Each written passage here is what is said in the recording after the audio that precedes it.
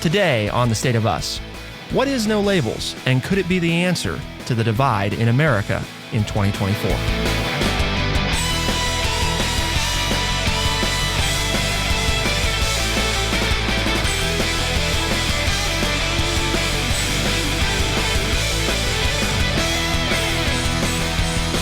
We are the common sense majority. That's the claim on the nolabels.org website. And they're asking people to join a movement where the fundamental notion is that Washington only works for Washington. No Labels is working to change that. They're a national movement of common sense Americans pushing their leaders together to solve the country's biggest problems. Welcome to The State of Us. I'm your host, Justin T. Weller, joined, of course, today by my co-host, Lance Jackson. And our guest joining us today has been on the program multiple times before. He's the chief strategist at No Labels, has been working with the movement for over a decade. We're very pleased to welcome back Ryan Clancy to the program. Ryan, thanks for being here. Thank you for having me. So we'll get kind of right into it.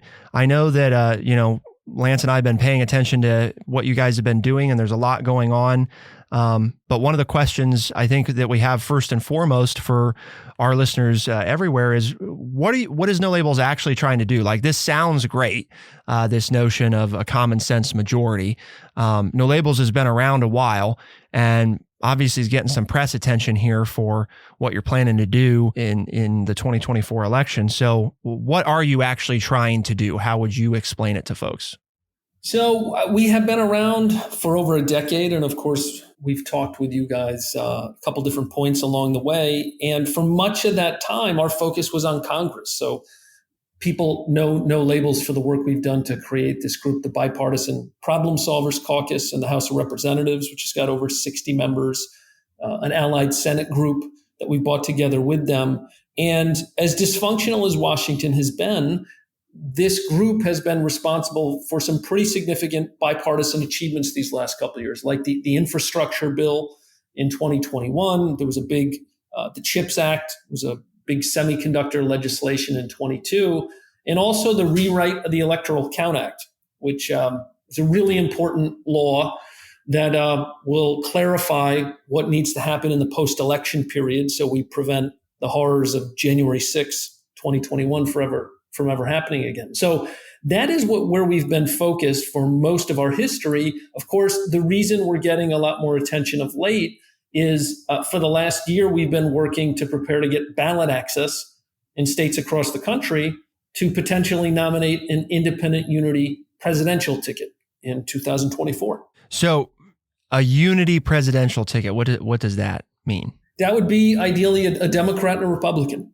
on the ticket. And we have been, as I noted, been working to get ballot access in the states. We've already gotten over 700,000 signatures over the last year. We're on the ballot in 6 states already confirmed, and expect to be on over 20 by the end of the year, and have a plan to get on 50 plus DC by next year. And the whole idea here is to create the opening for a ticket if and only if the public wants it. And that's what I think is different from what we're doing from a lot of previous, call it independent presidential runs, is if there's not an opening, if we don't think there's a path for an independent unity ticket to win outright in the Electoral College, we won't nominate one. We have no interest in fueling a spoiler or protest candidacy. That makes sense, and I can appreciate that. But what are the parameters, or have you, as a group, what have you discussed? What will be the checklist to make that determination? I understand you have to do all the groundwork. If people don't understand, you have to get on every state to, every state's ballot is not like a national ballot, right? So I understand you have to do that ahead of time, but what will those determining factors be on whether or not you decide to run a presidential team?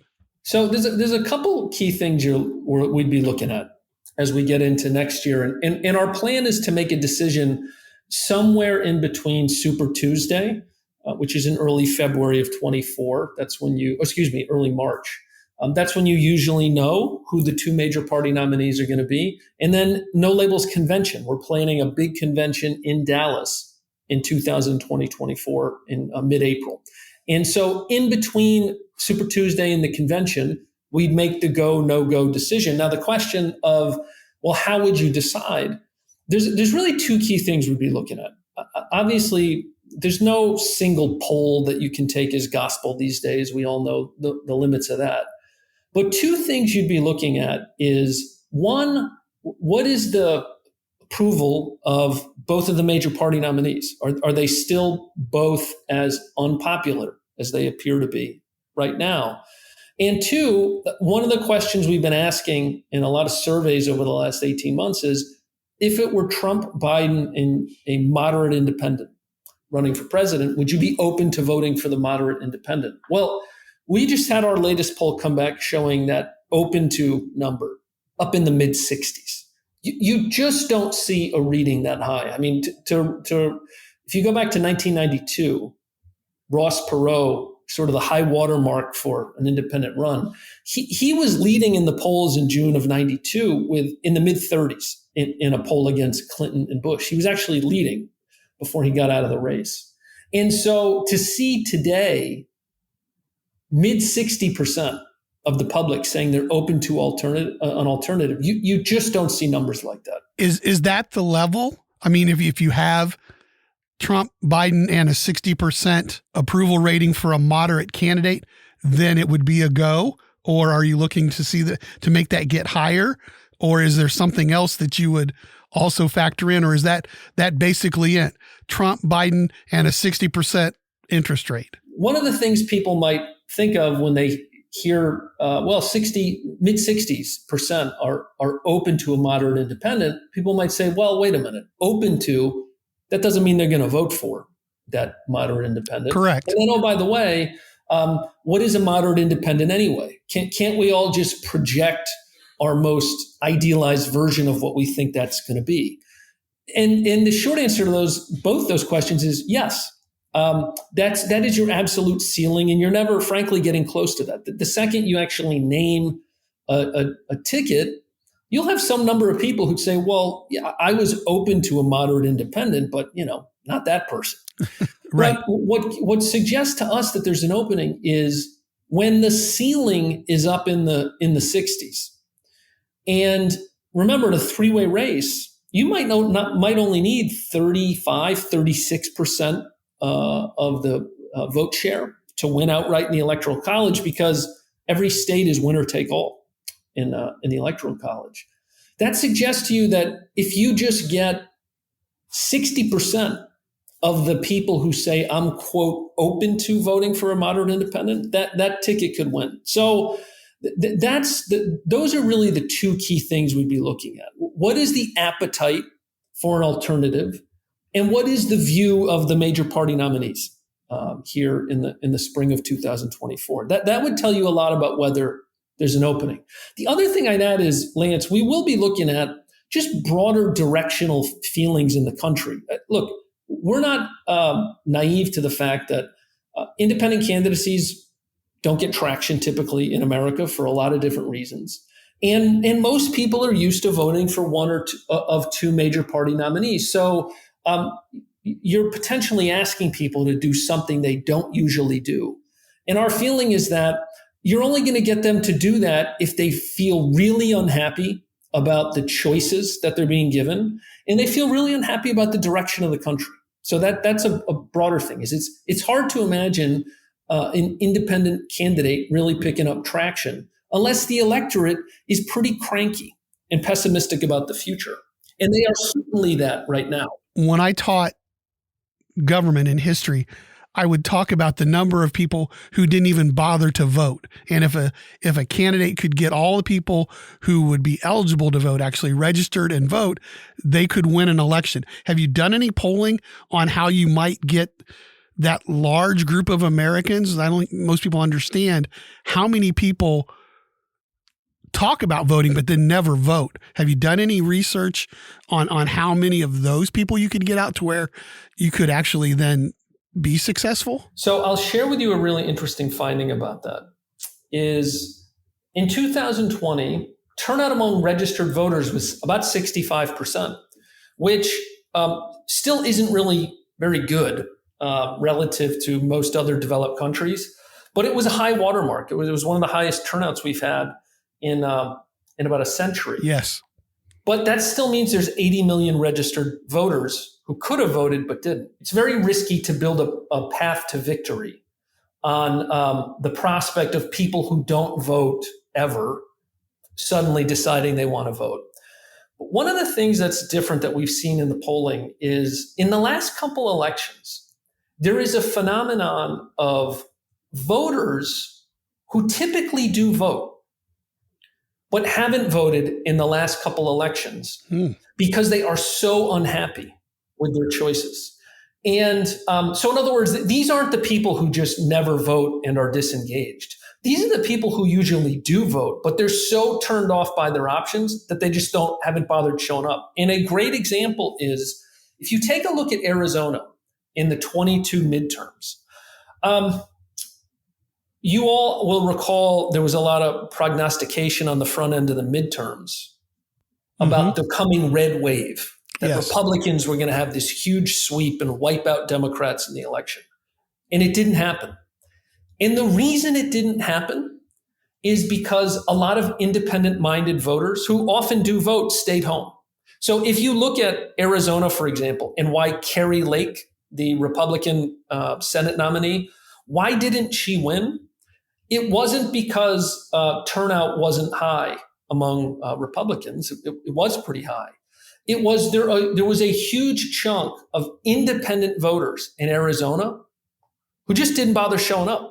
Both parties have now gotten very comfortable with the idea of thinking they don't even have to offer up candidates people like anymore. They just count on voters hating or fearing the other side enough. It's such an important theme that you just hit on, because I feel like we've been saying this now for, I don't know, months, maybe years on this program, is what does it say about the state of our political system in this country if what governs our decisions for who to vote for are based on who we're most afraid of rather than who we're most inspired by? And such an important point, because I mean, it's no secret, Ryan, obviously, that what you guys doing is bold, it's ambitious. There's plenty of people out there that probably think it's absolutely insane. But to your point also, if there was ever a time, this is probably it, because people are more motivated by what they fear will happen if somebody else gets elected than how inspiring their candidate is about the future of our country, or at least it certainly seems to be that way. I mean, exactly. The academics even have a term for it. It's called, negative polarization, which is we're increasingly voting against things rather than voting for them. And we just believe that if you actually could give Americans an affirmative choice they felt good about in 2024, that they'd show up and vote for that choice. I mean, look, I mentioned that we've done a lot of polling, but the one poll finding that is just universal, not just our polling, it's just every single poll that you look at, is that over 2/3 of the country doesn't want the 2020 election again. They do not want, it's the sequel nobody wants to see. And yet somehow we are on this path where it seems like that's what we're going to get. And I think a lot of people just look at this with real exasperation, and they say, if we're a democracy, then how is it that we end up where 60-70% of the people could say, please don't give me that election, and it's the election we're going to get? And the answer for that has a lot to do with the primary process and the fact that in reality, most voters don't actually decide who we pick for president. I'll give you just one stat that's kind of striking. If you go back over the last 20 years and look at voter turnout in the party presidential primaries, it's about 27%. So about 1/4 of all the voters in this country decide the two people we're going to get to choose from. And for a while that worked okay. But it's really not working anymore. We are now into this space where the party primaries keep elevating candidates. Most of the public doesn't want to vote for it. And that's part of the reason there could be an unusually big opening for an alternative here in 2024. We're going to keep talking about this potential for an unusually big opening and how No Labels is looking to capitalize on that opportunity to maybe restore some hope and vision to America. Keep it here on The State of Us. We'll be right back.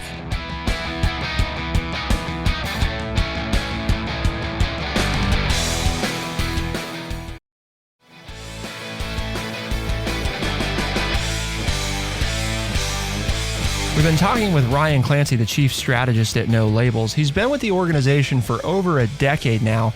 And honestly, Ryan, during the break, one of the things I was thinking about is, why are you still doing this? I mean, not to just totally go away from what we were talking about, but why are you, right? Somebody that has devoted so much time of their professional career to this. Why are you still doing this? Surely working for a nonprofit that isn't mainstream, that's based in Washington, D.C. is not the most lucrative thing that you could be doing. So why do this? It's difficult some days, but fundamentally it's because I believe in the mission. And I do really think, number one, that the only path out of this political mess we're in is ultimately for a critical mass of people, Democrats and Republicans and independents, to come together and to try to tamp down these political divisions that are tearing us apart. So that's why I stay involved.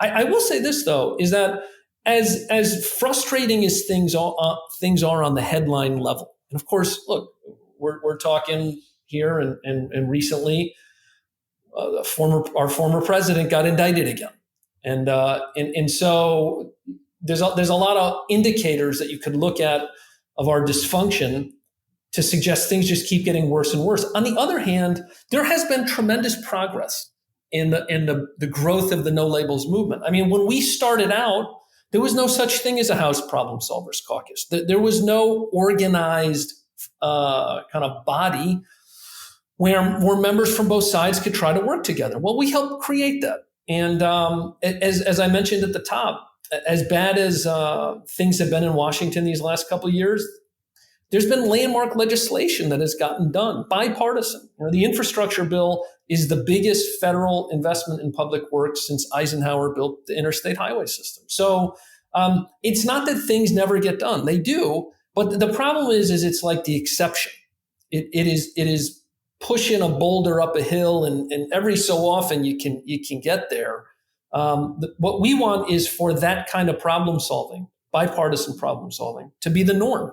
Is this the next step then, you think, in this process? Because like you said, you started the Problem Solvers Caucus and they've been instrumental in getting some important legislation passed.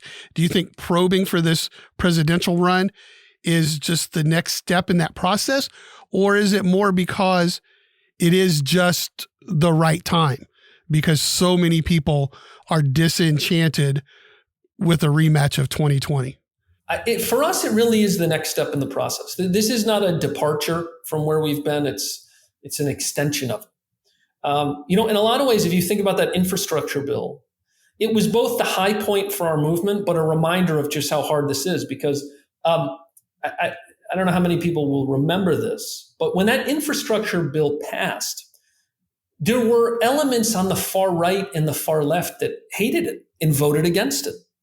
And it was so difficult to get that legislation passed. There was so much acrimony. If you recall, on the Democratic side of the aisle, the folks on the left flank of the party wanted that infrastructure bill grafted onto much broader social legislation, President Biden's Build Back Better bill.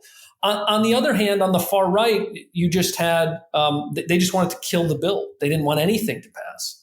And it shouldn't be that hard to pass an infrastructure bill. I mean, this is roads and bridges. This is not the tough stuff. This is not abortion or immigration or all the other hot button issues where we know why people, get very heated about it. And so I think what we realized is, look, we're very proud of what we built in Congress, and we're going to keep building that. But we're not really going to fundamentally change the incentives in the system and the trajectory of our politics unless we start getting this kind of politics at the highest level, and that's president. And we just figured, look, if we can start getting on the ballot, if we can release some policy ideas, which we did, and I know we'll talk about this in a bit with our common sense policy playbook, we can start to change the conversation in this country and the fundamental direction we're headed. So, Ryan, one thing that I'm sure is coming to people's minds is, let's say these conditions that we talked about earlier in today's episode are met, and it's decided that No Labels is going to put forward a ticket. Two kind of things that I think are intertwined. Who makes that go, no go decision? Who's in charge of that at No Labels? And then, also, how are those candidates going to be chosen? Because those seem to be very fundamentally, obviously important things to whether or not this could work, is both whether or not to proceed, but then also who is going to be proceeded with. So what can you tell us about what that process is going to look like? So No Labels has a governing board that would make the go, no go decision. And of course, we have people like our co-chairs, former Senator Joe Lieberman and former Governor Pat McCrory and former Governor Larry Hogan, and Dr. Benjamin Chavis, who's former executive director of the NAACP and a real civil rights icon. So those they and others are the ones that would make the go, no go decision. The process for picking a ticket, that's something we're still working on. And we'll have more details on that in the fall. What we're trying to do is get a sweet spot. And it's hard to find because there's so many ways you can do this. On the one hand, you don't want to have some smoke-filled room where it's just a couple people picking a candidate, kind of like how the Vatican picks a pope, like get a couple of people in a room and out comes the white smoke. Here's your pope. Here's your presidential candidate. That doesn't work. On the other hand, you can't have it be too much of a freewheeling process, because there was a group about a decade ago that tried to do an internet presidential primary. And it just became a total free-for-all, and you get trolls into the process, and before you know it, Mickey Mouse is your candidate. And so somewhere in between those two extremes is a sweet spot where there is, on the one hand, transparency and broad participation from No Labels members and the public. On the other hand, there's also enough structure in the process that you don't end up with a ticket that doesn't represent the values of the No Labels movement. I am biased, and I guess that should be disclosed. Obviously, we've been following this, a long time, and I volunteered for No Labels in the past, and been involved at different points. And I guess part of it is some of this has to be figured out right as you go, because it's not as if one of the things that Lance and I had spoke about is, why is there a chance this can work versus 2016? And you already spoke about that a little bit before, because we were two people in the media landscape in 2016 saying a vote for a third party candidate is a vote thrown away. And I mean, we were not shy about that. There were a number of people that we spoke to that were interested, for example, in Gary Johnson. And, this is the alternative. This is the option, because we don't like the options that are being put forward. So therefore, it can't work, guys. So if you do that, rather than having an influence over what happens, you're actually just not having an influence at all. This seems to be different in that you have a different strategy and a different approach. But some of this, right, I mean, you kind of have to develop as the situation evolves, partly because it's not as if there's a clear path that everybody's taken before that's going to work to do what you're trying to do. Let's define what a spoiler is. And I think most people would agree a spoiler is two things. A spoiler is a candidate that almost certainly can't win, number one. And number two, a spoiler is a candidate that whatever votes they do get are disproportionately coming from one side. So they're spoiling the election for one candidate more than the other. And so when you think about candidates that fit that profile, you think about somebody like Ralph Nader in 2000, who got 2.8% of the vote. And I think most people would argue most votes he got otherwise would have went to Al Gore. In 2016, Jill Stein got 1% of the vote. Well, and most votes she got otherwise would have went to Hillary Clinton. They were both left-wing protest candidates. In this cycle, we now have Cornel West, a very well-known academic, very much a person of the left. Jill Stein is actually his campaign manager. He may run for the Green Party nomination. So those three candidates do look like spoilers when you think about historically. A no-labels ticket would look nothing like that. By definition, any ticket we would put up would be one that is designed to appeal to the vast middle of the country. And I'll share you one thing. We looked very closely at the 92 race when Ross Perot ran. And Perot, I think, was the last time you could argue that an independent ran with an appeal towards the vast middle of the electorate. And after the election, NBC did a huge exit poll of Perot voters and asked them, if Perot hadn't have been in the race, who would you have voted for? And 38% said Bush Sr., 38% said Bill Clinton, and 24% said we wouldn't have voted at all. And when we've done our polling over the course of the last year, we're seeing about the same thing. So the idea of a moderate independent or a unity ticket appeals pretty evenly to both sides of the aisle. Ryan, we really appreciate you making time to talk to us today. Lance and I have, a million questions and we only barely scratched the surface, but for our listeners, we want to make sure that they know Ryan is going to join us again, and we're going to talk a little bit about some of this policy that they've come up with, because again, it's not enough to just say we want to appeal to the vast middle. Well, what does that take? Well, they've put in the time and the energy into the research to develop what would that look like, something that could actually bring the vast middle, so to speak, together. So thank you, Ryan, for taking time, and we're really excited to continue the conversation in another episode with you.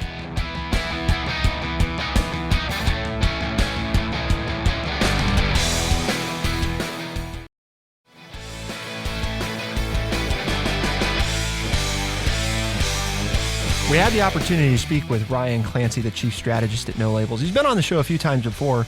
Obviously, there was a lot of different ground that we covered, and the goal for this episode was to really talk about No Labels holistically and what they're trying to do for 2024 and whether or not there's a chance it could work. But as a reminder to our listeners, there is another episode coming where we're going to talk more about the policy components. How did they develop what they call common sense, which is sort of a set of ideas that need addressed, that can be addressed in the nation. But Lance, we heard Ryan's explanation.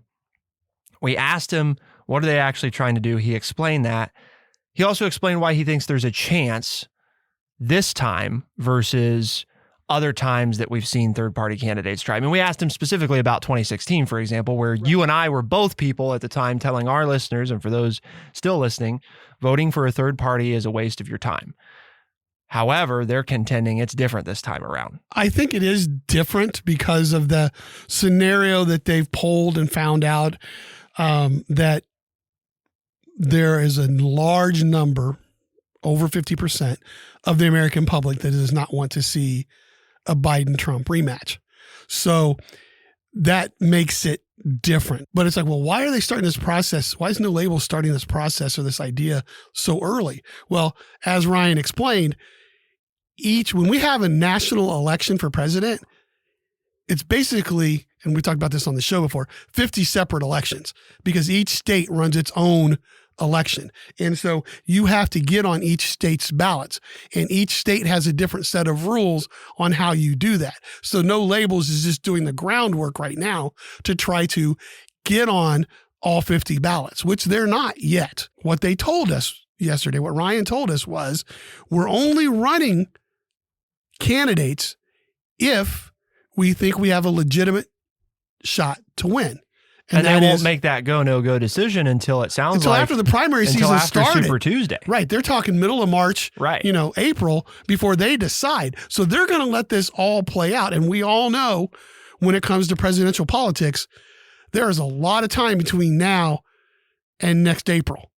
Many, many, many things could happen. I mean, right. We're not, and I'm not even talking about what everybody, President Biden's, issues with the economy and his health, Trump and his legal problems, Ukraine, right? I mean, those are just the things we know about. Who knows what's going to happen between now and then that we have no idea are even going to occur. And I think it would be very interesting, and we may get into this after, what you have to say, but I think it would be interesting to see a legitimate third-party candidate run. Yeah, it would be. So I don't think it's a spoiler if we got Trump-Biden.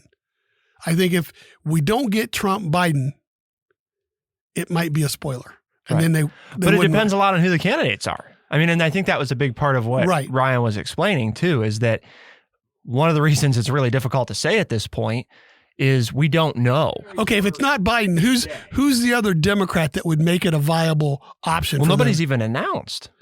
Yeah, there's two minor people that Democrats. Nobody's announced that has a chance at the moment. Okay, but I just want to make sure. I know. I want to be right. Speaking, yes. Well, I'm sure that the Libertarians have somebody. No, I'm saying there's two other Democrats that are running against Biden. Yeah, I know, but I'm saying in addition, there's other people. Right. There's lots of other people, I'm sure, running, quote unquote, running for president. But it's that whole thing of who actually stands a chance. But if the primaries were today, are there any listeners to today's program that would like to contend that if the primaries were held right now, today, so No Labels isn't part of this process, and the Republicans have their options and the Democrats have their options, that our two nominees wouldn't be Biden and Trump? Well, right now they're both leading. So, I mean, so yeah. Right. So if it was held today. But that's my point, is a lot can happen between now and then. Sure. And that's what No Labels is allowing for. Yeah. They're not saying this is a done deal. Because things could shift and change. Very much so. And you could end up with a candidate that the country's actually excited about instead of candidates. And I appreciate their realistic view that we might do all of this work and it not come to fruition. Mm-hmm. But they're willing to do the work because they see that opportunity. Well, it's important. It's important to have the option. Right. Is kind of the way they pitch it on their website, right, is an insurance policy. Which is why I'm not against it. Mm-hmm. I know there are many in the Democratic Party who are against this because they say, well, if they run, Trump voters are going to vote for Trump. And the people who vote for us won't. They'll vote for that third party, and then Trump will get it. And I don't see after yesterday's show. I don't see that. Okay. Yeah. I don't think that's what No Labels is after, and so I wholeheartedly support what they're doing at this point. I guess the kind of the way that I look at it to sum it up for people is, it sounds wise for where we're at right now. Like if you're an American that's in that majority of Americans that don't want Biden or Trump to run, then we should all be happy that this is taking place. There's a lot to develop, not just with the Republicans and the Democrats, but also with what No Labels does in reaction to that. Who is being spoken to? Because the conversations are happening. So who's being talked about as the right type of figure to bring forward? Because the other thing is, they're not just talking about one. Remember, the notion here, I think that's really important for people to remember, is that they're looking at elevating somebody who is a known Democrat and a known Republican to be on the same ticket. One is president, one is vice president, which the last time that we had a vice president of a different party than a president was probably before we changed the law to say that, that we were going to, because it used to be, for those that don't remember, the person with the second most votes in the Electoral College became vice president, which is why, for example, if you look back at our founders, why was Thomas Jefferson, John Adams vice president? Because he came in second to John Adams. Was it, and we can check this, but wasn't it Lincoln's second term when he dropped Hamlin and picked up Andrew Johnson? Wasn't Andrew Johnson a Democrat? Yeah. What does that tell you, though, about the last time that it was important for a presidential candidate to try to show some unity? Right. To say that, that it has to be more than just saying, I want that. I have to show it, with action. And obviously showing it by putting two people of the opposing parties on the same presidential ticket is, certainly a way to demonstrate that. There are people that are members of the No Label organization that whose names have been floated out there, who are very intriguing to me, from both Democrats and Republicans. Former senators, former governors, who I've respected a lot of their policies on both sides of the aisle. So I get excited about that. Now I know some other people that I've talked to, some of the names that have been floated out there don't interest them as much as it does me. To your point of picking the right ones is going to be very important.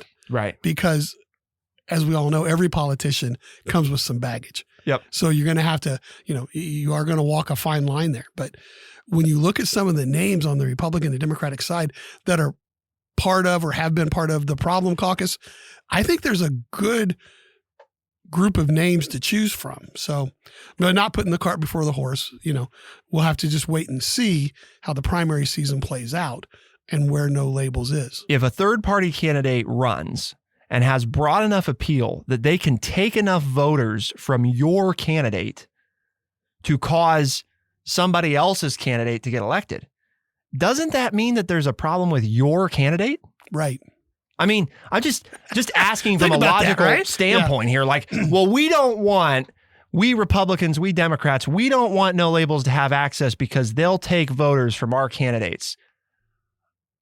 So isn't the answer that you need a better candidate? So right now it's Joe Biden versus nobody at No Labels. And you're afraid that they're going to take votes with this no-name ticket. I mean, what? Doesn't that say something about the lead candidate? It's an excellent point. I mean, I think that's a huge, not that, I'm not working for No Labels anymore, but like, hey, No Labels. That seems to me like one of the, it says something the Democrats ought to be starting to reflect a little bit then, right? Well, right.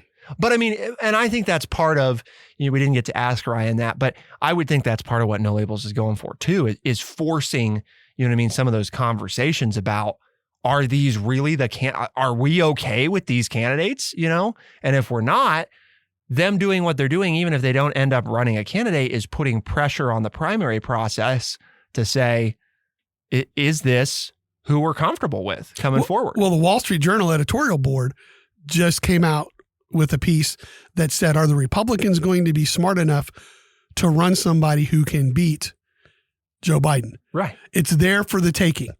Or are they going to put up Trump?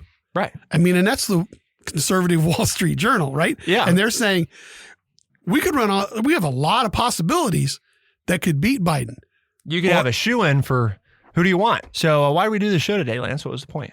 Well, because True Chat has a mission, and that is to educate people by providing honest, open, and respectful conversations. And I think we did that today. Enjoyed the show. Thank you to Ryan for coming on. And tell your family and friends about it. They listen.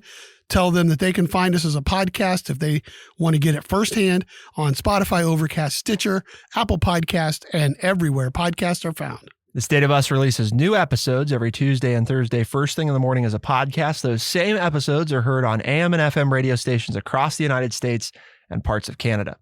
For The State of Us, I'm Justin T. Weller. I'm Lance Jackson. Special thanks to our guest, Ryan Clancy, Chief Strategist at No Labels today. And of course, thank you to our team here at The State of Us, Levi LaForge, editing producer, and Bradley Butch, senior producer for The State of Us. And thank you all, our audience, for tuning in. We'll see you next time. Be the change.